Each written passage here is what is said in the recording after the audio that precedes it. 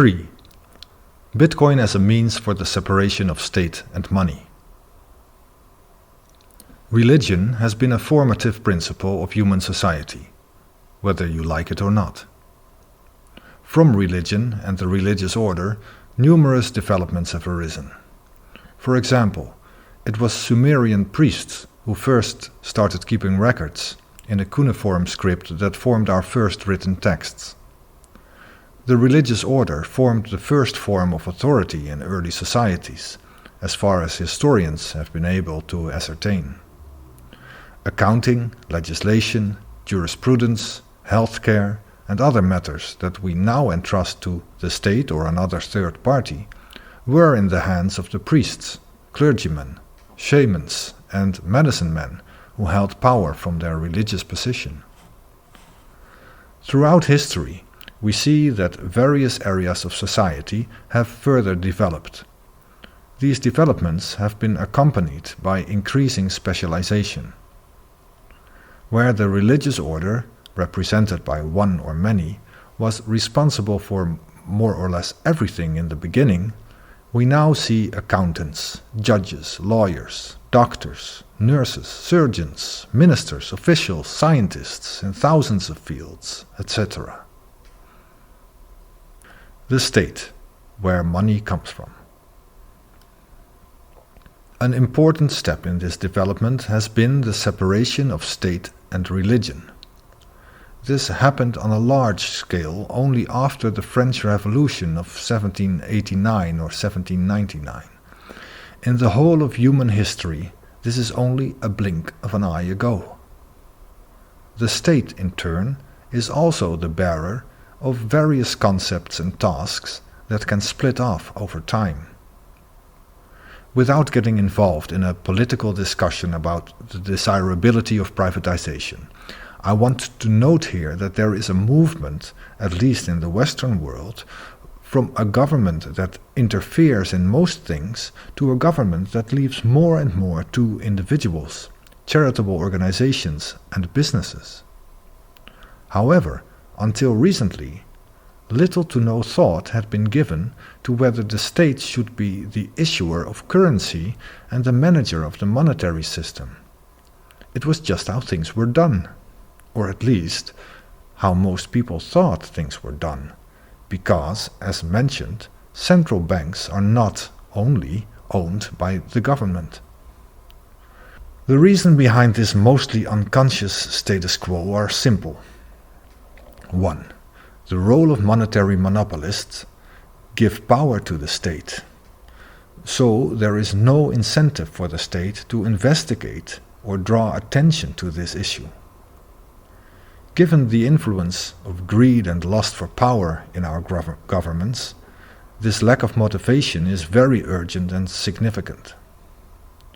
2. Until recently, it was not possible to implement a reliable monetary system that was not linked to the trust that a people placed in a state. A trusted third party was a requirement for a somewhat stable currency, and up to recently the state was the lesser of evils to take on this role. Bitcoin as a threat to the status quo. When it comes to Bitcoin and other cryptocurrencies, we now see that the second reason has disappeared, but the first reason is still very much in force. That is why there is a lot of resistance to this new development from those in power, not just political leaders, and it is often called dangerous and unreliable. Self-interest, consciously or unconsciously, plays a big role in this. You may be familiar with the expression, first they ignore you, then they laugh at you, then they fight you, and then you win. We are currently transitioning from the phase where the rulers are fighting Bitcoin to the phase where Bitcoin is actually winning. More and more institutional investors are using or investigating Bitcoin, and investing products are being issued in more traditional markets. Still, the last battle has not yet been fought. El Salvador, the country that has embraced Bitcoin as a legal form of payment, has had to endure a lot of international criticism and even threats by the International Monetary Fund and other institutions and governments. When governments and central banks start to add Bitcoin to their reserves or accept Bitcoin as a viable alternative to the fiat money system, the US dollar's position as the world reserve currency comes under severe threat. And many other countries, companies, and institutions are not likely to accept this. More on trust and safety. As said, Bitcoin has created a new opportunity to eliminate corrupt tendencies that challenge us as human beings from the monetary system to a significant extent. This can be achieved because Bitcoin almost completely eliminates the role of trust. The important innovation that Bitcoin has brought is a new means of achieving consensus reliably and communicating it quickly over a global network.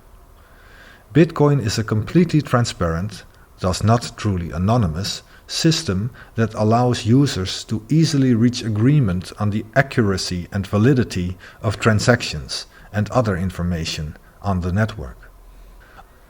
All users together form the network and provide the computing power needed to process and verify the transactions and the various information stored via that network. Each point in the network keeps a log of all these transactions and information. This makes it possible to check at any point in the network, every time someone wants to execute a transaction on the network, whether the required value is present in the sender's wallet. By voting on correctness, the network decides whether the transaction is executed, which is only the case with a majority. This voting process is automated and is recorded in the code of Bitcoin. Because this code is public, nobody needs to doubt whether this check is done correctly. Thus, banks have become superfluous. All of this happens without the intervention of a third party that needs to be trusted by both other parties. Censorship cannot be applied, and no value is sent over the network that could be intercepted. The Bitcoin system can be adjusted in various ways to adjust certain controls and conditions, but the core of the system remains the same: an extremely reliable and fast network protocol for transferring and storing information. Trust has been replaced with technology, with open source computer code. A leveling of the monetary playing field. Unlike traditional computer networks and payment systems, there is no central institution that authorizes or controls Bitcoin transactions. It is a publicly accessible open source project. Anyone can use it for free at any time. Let me repeat that. Anyone can use it for free at any time. All that is required is to download the free software and connect to the network. This also makes Bitcoin more accessible than banks and other financial institutions. It offers approximately 2 billion people on Earth without a bank account the opportunity to participate in international monetary transactions. This leveling of the monetary playing field is one of the most important factors in achieving monetary justice. Currently, about 30% of the world's adult population has little or no access to a bank account. The majority of these people live in India, China, Bangladesh, and the Philippines.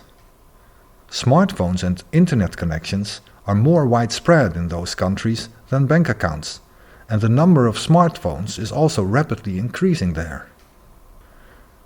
The ability to make payments through Bitcoin opens up a perspective for many people in these countries that they have not had before.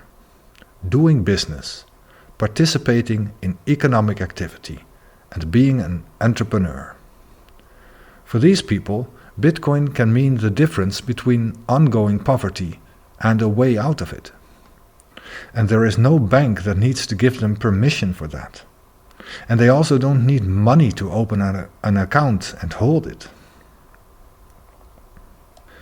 Bitcoin adoption. It is no surprise then that it is exactly in these countries that Bitcoin adoption is most widespread. Most of these countries fall in the category of lower middle income countries, as one of 4 categories used by the World Bank. These countries are often categorized as dynamic, young, upcoming economies. More than 40% of the world's population lives in these countries. Examine this map from the Global Crypto Adoption Index 2023, as presented by Chainalysis.com. India and Nigeria stand out in terms of crypto adoption. This becomes even more pronounced when we only consider peer-to-peer transactions and other peer-to-peer crypto services like decentralized lending and borrowing. It is in these truly alternative, decentralized ways to transact where people who are not able or allowed to participate in the traditional centralized economy see their chance to gain wealth, to provide for themselves, their families, and their communities. If you can't beat them. The above leads to the realization that governments and central banks worldwide will have to recognize that the task they have had for centuries, that of issuing and controlling currency, is disappearing. There is a better alternative available with Bitcoin. An alternative that is not susceptible to corruption, less attuned to lust for power, theft, and other corrupt human tendencies that necessarily also play a role in those same governments and other institutions that are now the boss of the money. Bitcoin is accessible, transparent, secure, and democratic, more so than the current monetary policy is these things now, or can be. Therefore, central banks and governments should no longer fight against Bitcoin, but accept it, regulate the markets around it, and encourage its use. And it might be wise for them to acquire some, because if you can't beat them, join them.